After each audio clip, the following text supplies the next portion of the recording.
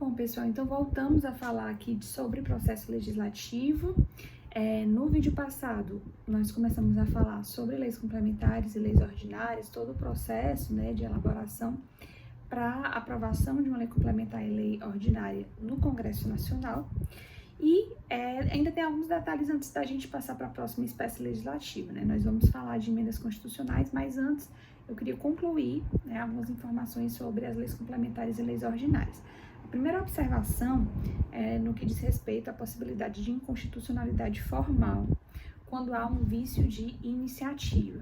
Então, no vídeo passado eu falei para vocês que alguns projetos de lei só podem ser objeto de projeto, né, se forem apresentados por algumas autoridades específicas previstas na Constituição. Então, por exemplo, o artigo 61, parágrafo 1º, vai estabelecer que determinadas matérias, como sobre servidores públicos, forças armadas, é necessário que esse projeto de lei parta do presidente da República.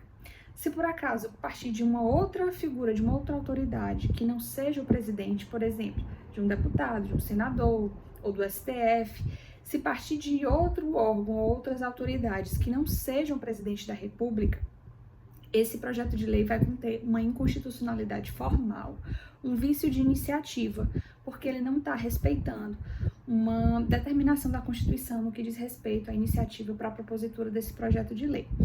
Então, ainda que esse projeto de lei ele traga direitos fundamentais, ele tenha um bom conteúdo, ele seja aprovado nas duas casas, ele seja sancionado, inclusive, pelo presidente da República, mesmo assim, o entendimento é de que nem a sanção do presidente da República consegue convalidar um vício de iniciativa, ou seja, esse projeto de lei, se for promulgado, se virar lei realmente, vai ser uma lei inconstitucional, tá? E essa inconstitucionalidade vai ser formal porque houve um problema na iniciativa para a propositura desse projeto de lei, certo? E aí essa lei, ela deve ser declarada inconstitucional pelo Supremo Tribunal Federal através do chamado controle de constitucionalidade, tá certo? Aí vocês devem ter visto isso talvez em Constitucional 1, mas vão ver melhor em Constitucional 3, mas o fato é que cabe uma ação chamada ADI, né, Ação Direta de Inconstitucionalidade, contra essa lei, por exemplo, que contém um vício de iniciativa, tá certo? Ou seja, ela foi apresentada, o projeto de lei, né, foi apresentado por uma autoridade sem ser aquela prevista na Constituição Federal para aquela matéria específica. E isso eu tô falando, né, os projetos de lei de iniciativa reservada. É claro que se for um tema de iniciativa comum, qualquer uma das figuras lá do artigo 61 da Constituição vai poder apresentar o projeto de lei, né? O que eu tô falando quando há um problema nas questões de iniciativa reservada. Bom, outra informação importante, gente, para passar para vocês é sobre o processo legislativo para as leis complementares e leis ordinárias no âmbito estadual e municipal.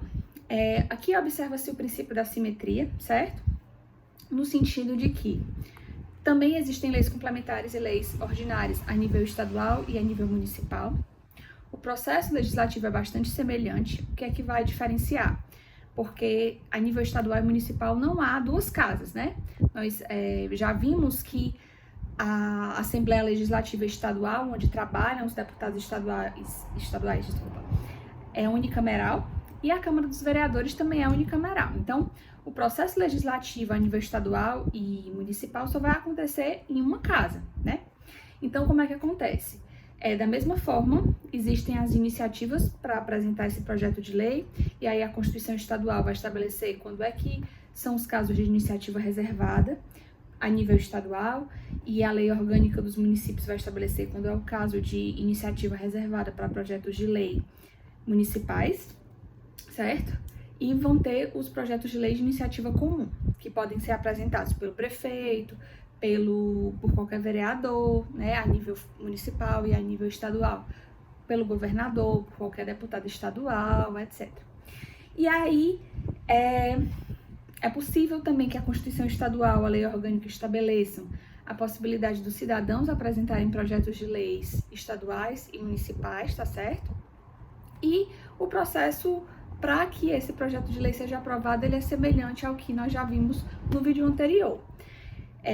O presidente da Assembleia Legislativa Estadual ou da Câmara dos Vereadores, né, conforme for o caso, se for estadual ou municipal, vai dividir para as comissões, depois essas comissões vão emitir seus pareceres, depois vai haver a votação no plenário, se esse projeto de lei for aprovado, vai para a sanção ou veto, no caso de uma lei estadual do governador e no caso de uma lei municipal, para o prefeito, tá? Então, é só para você saber que o processo legislativo estadual e municipal, ele segue a mesma lógica do processo legislativo a nível federal. Isso é a aplicação do chamado princípio da simetria, e o que vai haver de diferença significativa é só o fato de que, a nível federal, nós temos duas casas, né, para aprovar, e depois nós temos a casa revisora, e a nível estadual e municipal isso não acontece, porque são poderes legislativos unicamerais, tá? O que mais? Passando para frente, ainda falando, uma outra observação importante sobre processo legislativo, agora voltando um pouquinho para o processo legislativo a nível federal, nós temos que os prazos do processo legislativo federal, quanto tempo demora para um projeto de lei ser aprovado? Não existe tempo mínimo ou tempo máximo, certo? Então, tem projetos de lei que estão tramitando há anos, há 10 anos, há 12 anos, há 5 anos, e tem projeto de lei que consegue, com a velocidade mais rápida, ser aprovado. Então, o que é que vai ser determinante aí para ser colocado em pauta para votação? São as articulações políticas, tá certo? O presidente da Câmara, ele não tem que colocar os projetos em pauta na ordem, certo? E nem as comissões, elas têm que fazer os pareceres sobre os projetos de lei na ordem que recebem, tá? Nem existe uma lista de prioridade.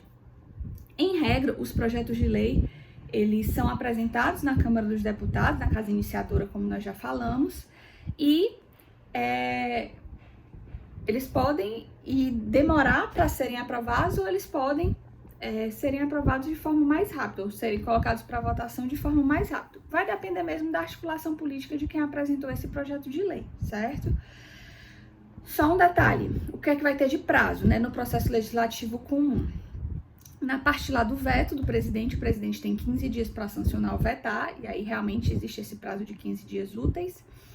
E depois, se o presidente vetar, esse projeto de lei volta para o Congresso Nacional, como nós já vimos, para o Congresso Nacional, ou derrubar esse veto, ou manter esse veto, isso acontece em 30 dias, então também existe esse prazo, tá?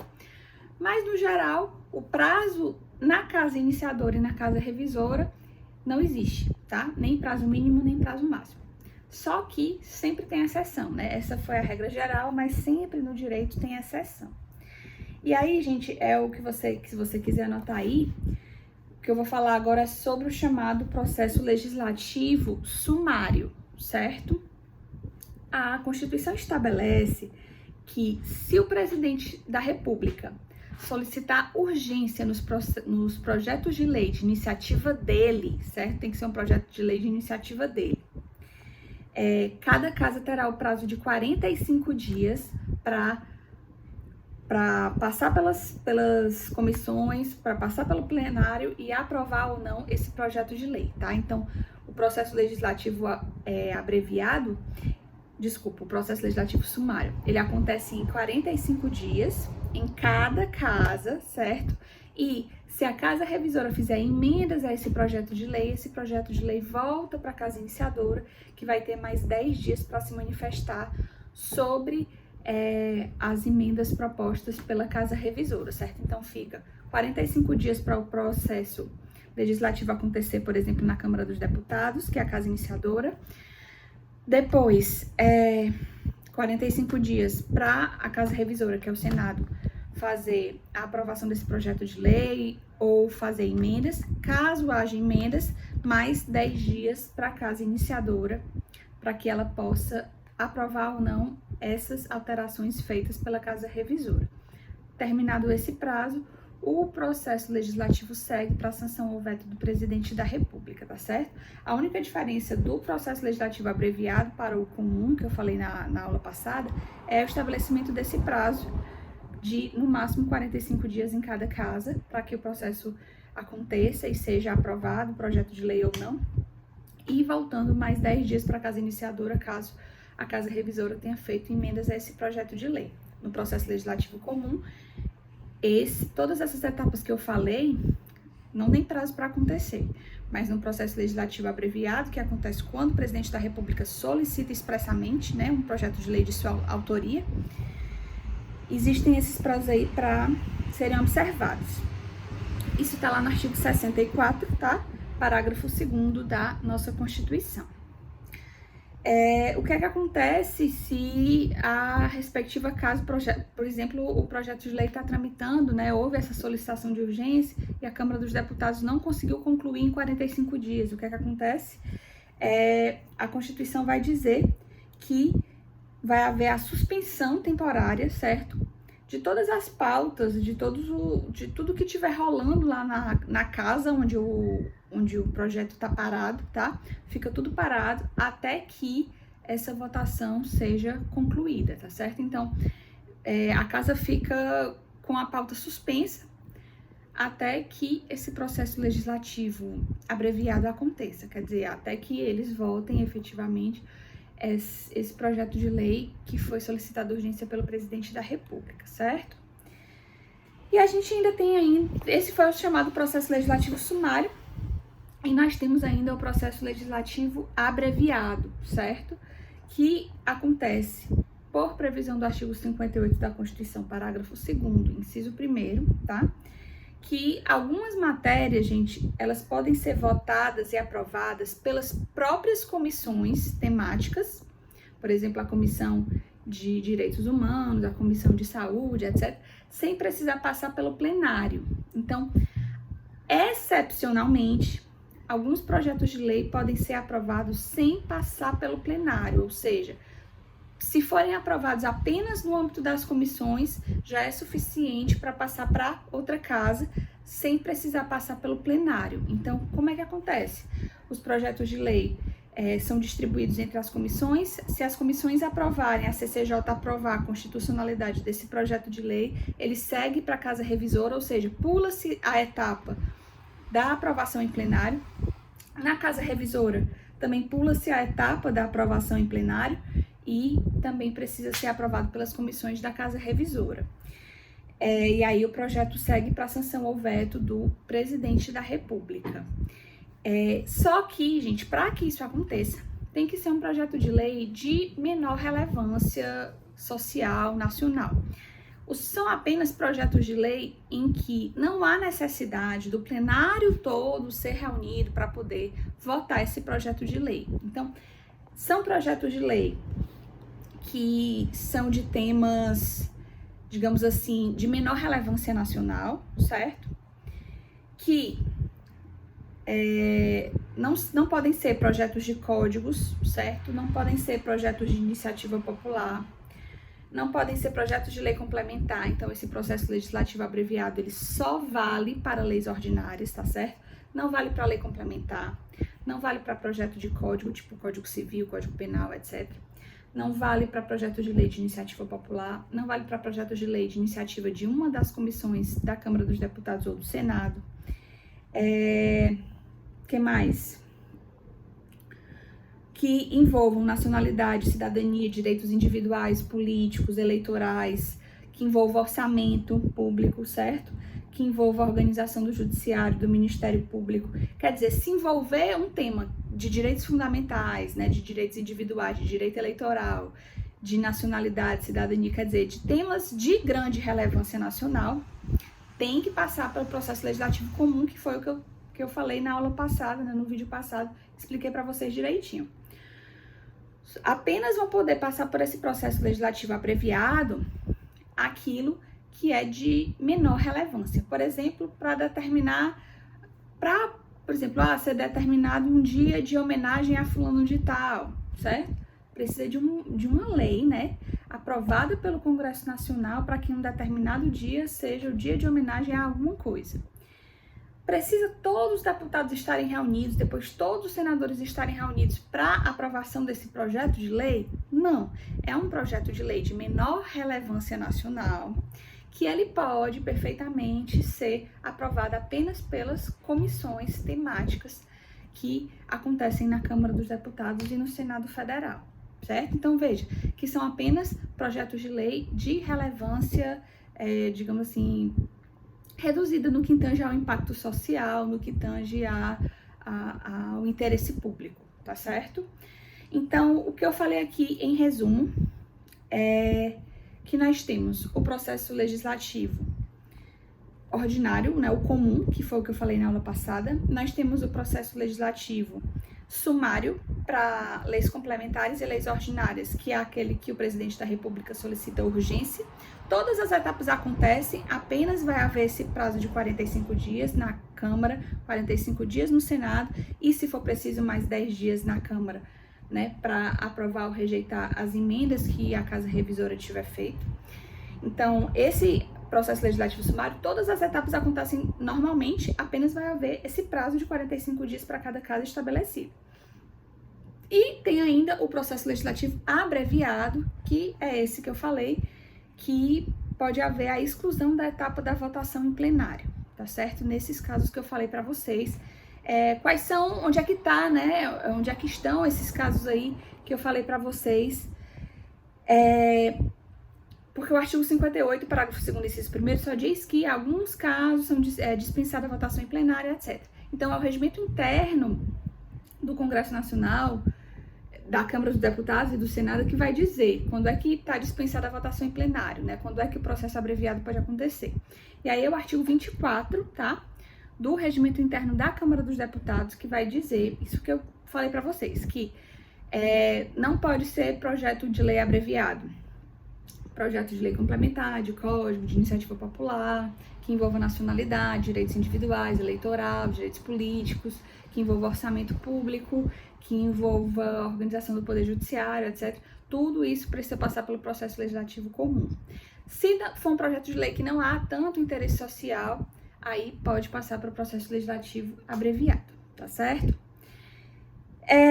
E aí a gente passa para o estudo das emendas constitucionais, gente.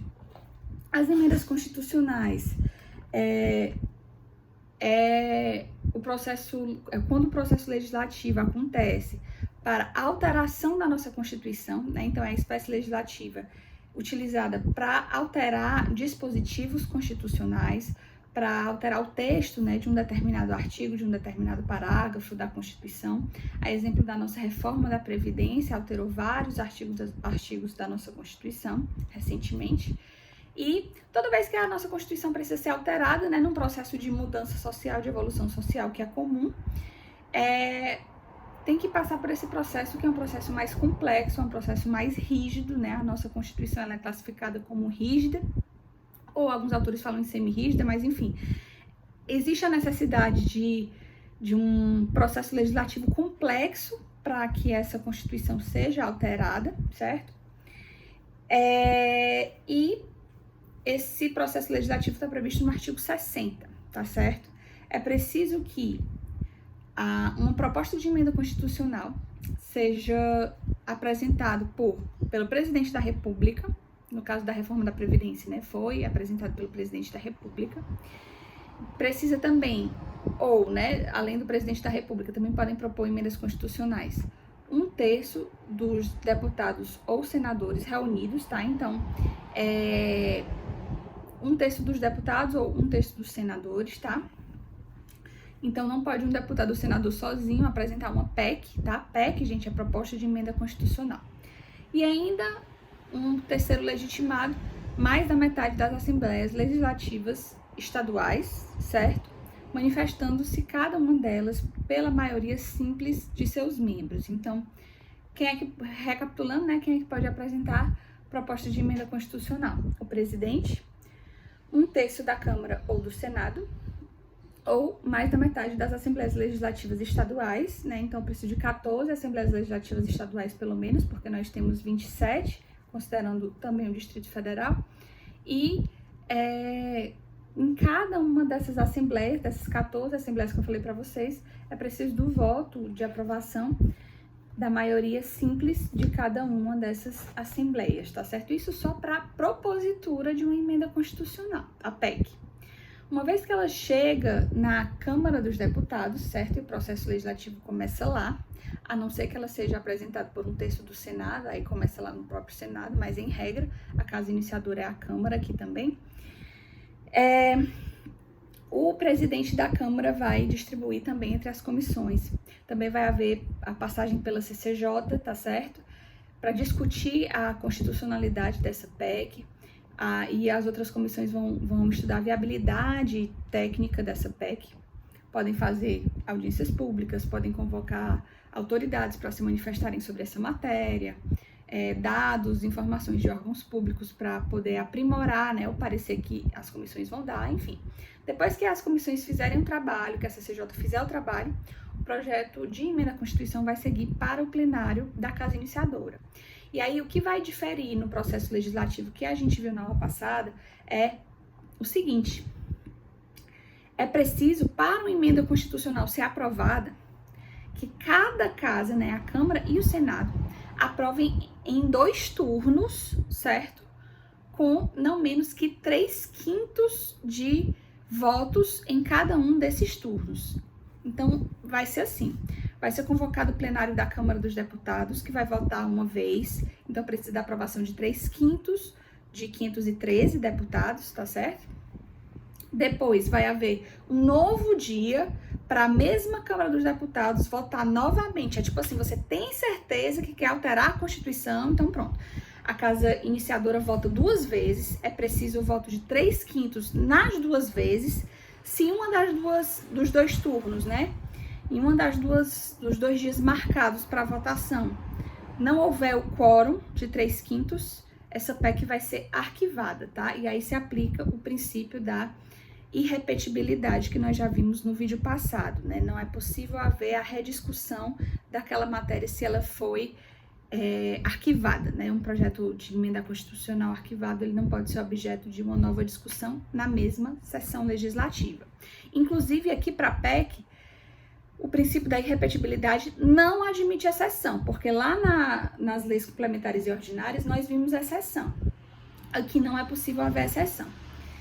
E aí, então precisa dessa aprovação em 2 turnos na Câmara dos Deputados. Aí a proposta de emenda à Constituição vai passar para o Senado. Lá no Senado vai passar também pelas comissões da Casa Revisora, vai passar pela CCJ, e aí o Senado vai votar também em 2 turnos, quer dizer, 2 dias diferentes de votação, e é preciso do voto, do quórum, né, de 3/5 dos 81 senadores para que essa proposta de emenda à Constituição seja aprovada. O Senado também pode fazer emendas a essa proposta de emenda, né? Pode fazer alterações, sugerir alterações. No caso, volta também para a Casa Iniciadora, e a Casa Iniciadora, em 2 turnos, também vai votar essas alterações feitas pela Casa Revisora. Então, veja que o processo legislativo para a proposta de emenda, ele é mais complexo, porque ele tem tanto a necessidade de 2 turnos em cada casa, como ele tem um quórum mais elevado para que uma PEC seja aprovada, né? Não é nem maioria simples, não é nem maioria absoluta, é um quórum maior que isso, que é o quórum de 3/5. Depois, não vai ter a fase de sanção ou veto do presidente da República, tá certo? Depois que é aprovado nas 2 casas, depois que voltou, se for o caso, né, para a Casa Iniciadora, aprovar ou rejeitar essas alterações feitas pela Casa Revisora, vai haver uma sessão conjunta com deputados federais e senadores para promulgação dessa emenda constitucional. A promulgação vai ser o momento em que a proposta ela vai deixar de ser uma mera PEC, né, para virar efetivamente uma emenda à Constituição, fazendo alterações significativas em seu texto, né? Ou significativas ou não, na verdade, pode haver assim, pode ser uma pequena alteração na Constituição, que também precisa passar por esse mesmo rito, tá certo? O fato é que não vai haver etapa de sanção ou veto do presidente da República. O presidente da República, para as PECs, ele só pode participar no momento da propositura, tá bom, da PEC. O presidente da República não vai sancionar ou vetar, porque o processo legislativo para as emendas constitucionais, de acordo com a nossa Constituição, ele acontece todo dentro do Congresso Nacional. Então, depois que a Casa Iniciadora aprova por 3/5 em 2 turnos, passa para a Casa Revisora, passa pelas comissões da Casa Revisora, passa pelo plenário da Casa Revisora em 2 turnos, também com voto de 3/5, se for o caso, se houver alterações nessa PEC. Volta para a Casa Iniciadora, também em 2 turnos, tal. Depois que tudo isso termina, vai haver a marcação, então, de uma data para que o Congresso Nacional reunido, ou seja, deputados e senadores juntos, né, façam a promulgação dessa emenda constitucional, tá certo? E aí, gente, existem limites, claro. É claro que não pode haver propostas de emenda à Constituição sobre qualquer tema, né? E aí a gente está falando das chamadas cláusulas pétreas, né? São os limites materiais para as emendas constitucionais.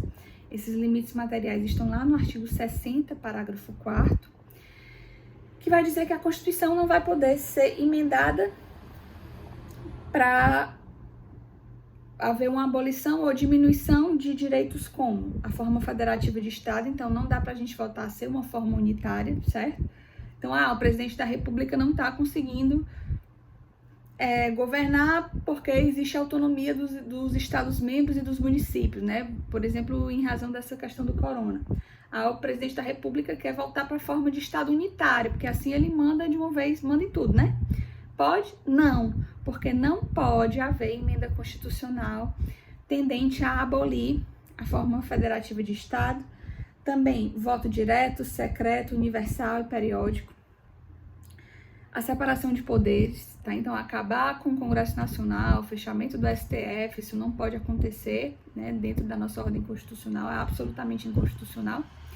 E nem uma proposta de emenda que seja tendente a abolir ou que prejudique de alguma forma direitos individuais, tá certo? Direitos e garantias individuais. Essas são as cláusulas pétreas, são chamados limites materiais das emendas constitucionais. E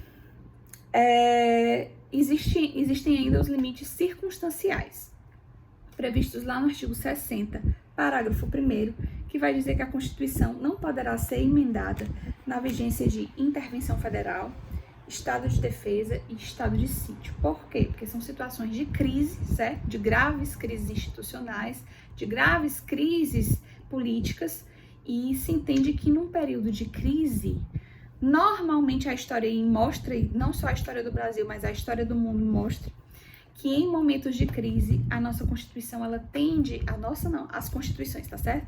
Elas tendem a ser modificadas em prol